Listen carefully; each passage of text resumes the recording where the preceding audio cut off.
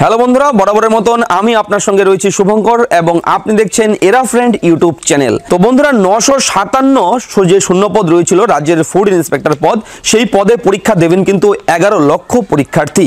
আজকে এই ভিডিওতে ইন ডিটেলস আপনাদের সঙ্গে আলোচনা করব। পরীক্ষার দিনক্ষণ কিন্তু ঠিক হয়ে গেছে ইতিমধ্যেই পরীক্ষার তারিখ কিন্তু ঘোষণা করেছে রাজ্য খাদ্য দপ্তর। তো বন্ধুরা, রাজ্যের ফুড ইন্সপেক্টর পদে পরীক্ষা সংক্রান্ত সমস্ত তথ্য একটু বিস্তারিত আলোচনা করব এই ভিডিওতে। তো অবশ্যই ভিডিওটির সঙ্গে প্রথম থেকে শেষ পর্যন্ত আপনি থাকবেন। আশা করি ভিডিওটি দেখে আপনি উপকৃত হবেন। তো বন্ধুরা, পরীক্ষার তারিখ কিন্তু ঠিক করেছে রাজ্য খাদ্য দপ্তর, ইতিমধ্যেই সেটা ঘোষণা করেছে।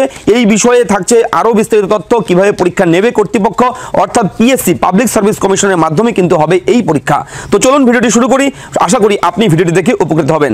তো আপনি দেখতেই পারছেন অন স্ক্রিনে রয়েছে ফুড ইন্সপেক্টর পদে পরীক্ষা সংক্রান্ত তথ্য। এই মুহূর্তে আপনার সামনে অন স্ক্রিনে রয়েছে। তো রাজ্যের খাদ্য দপ্তরের ফুড ইন্সপেক্টর পদে 957 জন কর্মী নিয়োগের পরীক্ষার দিনক্ষণ ঠিক হয়ে গেছে।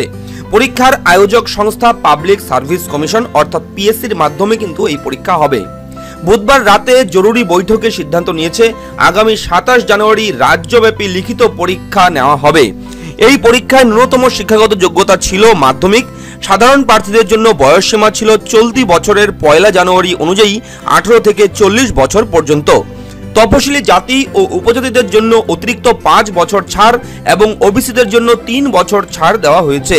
পিএসসির কাছে এই পদের জন্য 11,06,347 আবেদন জমা পড়েছে।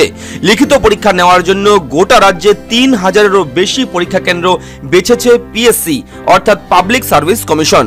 দুপুর 1টা থেকে 2:30 পর্যন্ত 100 নম্বরের লিখিত পরীক্ষা হবে।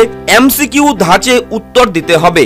এই পরীক্ষায় যারা সফল হবেন তাদের ইন্টারভিউয়ের জন্য ডাকা হবে। তাতে উত্তীর্ণ হলে মিলবে চাকরি। পিএসসির চেয়ারম্যান দীপঙ্কর দাশগুপ্ত বলেন, গত 22 আগস্ট ফুড ইন্সপেক্টর পদের কর্মী নিয়োগের জন্য আমরা বিজ্ঞপ্তি দিয়েছিলাম। আবেদনের শেষ দিন ছিল 19 সেপ্টেম্বর। তার মধ্যে থেকে 11 লক্ষের বেশি আবেদনকারীকে পরীক্ষায় বসার জন্য বাছা হয়েছে। রাজ্যব্যাপী পরীক্ষার ব্যাপারে জেলার প্রশাসনের সঙ্গে ইতিমধ্যেই বৈঠক করেছি, চূড়ান্ত প্রস্তুতি চলছে। পিএসসি সূত্রে জানা গিয়েছে, মোট 957টি শূন্যপদের মধ্যে সাধারণ চাকরি প্রার্থীদের জন্য 454টি পদ রয়েছে। তপশিলি জাতির জন্য 208টি, তপশিলি উপজাতির জন্য 58টি, ওবিসি এ ক্যাটাগরির জন্য 98টি, ওবিসি বি ক্যাটাগরির জন্য 69টি এবং এক্স সার্ভিসম্যানদের জন্য 50টি আর স্পোর্টস পার্সোনালিটিদের জন্য 20টি পদ সংরক্ষিত রয়েছে। পিএসসি সূত্রের খবর, নিয়োগ প্রক্রিয়া দ্রুত শেষ করতে রাজ্য সরকার তথা নবান্ন থেকে বিশেষ গুরুত্ব দেওয়া হয়েছে। পিএসসি প্রাথমিকভাবে 5 জানুয়ারি লিখিত পরীক্ষার দিন ঠিক করেছিল। গত বুধবার পিএসসি অফিসে পরীক্ষা নেওয়ার দায়িত্বে থাকা রাজ্য ও জেলা আধিকারিকদের নিয়ে বৈঠক হয়। জেলার প্রতিনিধিরা জানান 5 জানুয়ারি শনিবার, তাই তারা 27 জানুয়ারি রবিবার দিনটির প্রস্তাব করেন। অবশেষে ওই দিনটি চূড়ান্ত হয়েছে। অন্যদিকে পিএসসির officer on special duty OSD Shibaprasad Mishra বলেন, রাজ্যের প্রত্যেকটি জেলা সদরে এই পরীক্ষা নেওয়া হবে।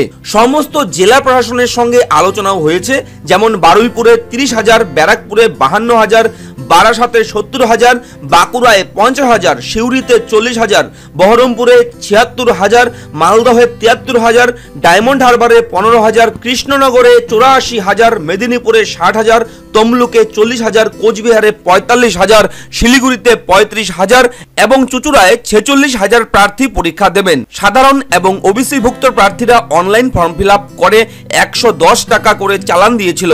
ফুড ইন্সপেক্টর পদে চাকরি পেলে গ্রুপ সি পদমর্যাদার সমতুল্য বেতন মিলবে তাদের বেতনক্রমে পে ব্যান্ড 2 এর অধীনে থাকবে। পে ব্যান্ডের সীমা হবে ন্যূনতম 5,400 টাকা থেকে সর্বোচ্চ 25,200 টাকা। এর সঙ্গে যুক্ত হবে গ্রেড পে বাবদ 2,600 টাকা। এছাড়াও অতিরিক্ত হিসেবে থাকবে মহার্ঘ ভাতা, চিকিৎসা ভাতা এবং বাড়ি ভাড়া বাবদ ভাতা। উল্লেখ্য, অংশগ্রহণকারী পরীক্ষার্থীদের নিরিখে এখনো পর্যন্ত এ রাজ্যের সবচেয়ে বড় পরীক্ষা হয়েছিল গ্রুপ ডি পদের জন্য। 8ম শ্রেণীর যোগ্যতা মানের ওই পরীক্ষায় প্রায় 18 লক্ষ পরীক্ষার্থী বসেছিলেন। মাত্র 6,000 পদের জন্য আবেদন জমা পড়েছিল 24 লক্ষ। পিএসসি কর্তাদের দাবি, গ্রুপ ডির ওই পরীক্ষার পর ফুড ইন্সপেক্টর পদের পরীক্ষাটি নতুন বছরের দ্বিতীয় বৃহৎ পরীক্ষা হতে চলেছে। তবে এই পরীক্ষা যাতে শান্তিপূর্ণভাবে সফল হয় তার জন্য প্রশাসনের তরফ থেকে কোনো ত্রুটি রাখা হচ্ছে না। পরিবহন থেকে শুরু করে নিরাপত্তা সহ সমস্ত ক্ষেত্রেই প্রয়োজনীয় ব্যবস্থা নেওয়া হয়েছে। তো বন্ধুরা, আজকের এই তথ্যটি আপনার সামনে তুলে ধরলাম। আশা করি ভিডিওটি দেখে আপনি উপকৃত হবেন। যদি ভিডিওটি ভালো লাগে, তথ্যপূর্ণ খবরটি যদি আপনার উপকারে আসে, অবশ্যই ভিডিওটি লাইক করবেন। তার সঙ্গে এই খবরটি সবার কাছে পৌঁছে দিতে অবশ্যই এই ভিডিওটিকে শেয়ার করবেন। তো বন্ধুরা, ফিরছি পরবর্তী নতুন ভিডিও নিয়ে, নতুন আপডেট নিয়ে। ততক্ষণ আপনি ভালো থাকবেন, সুস্থ থাকবেন, সুরক্ষিত থাকবেন এবং আপনার পরিবারকেও অবশ্যই সুরক্ষিত রাখবেন। ফিরছি পরবর্তী ভিডিও নিয়ে। জয় হিন্দ, বন্দে মাতরম, নমস্কার।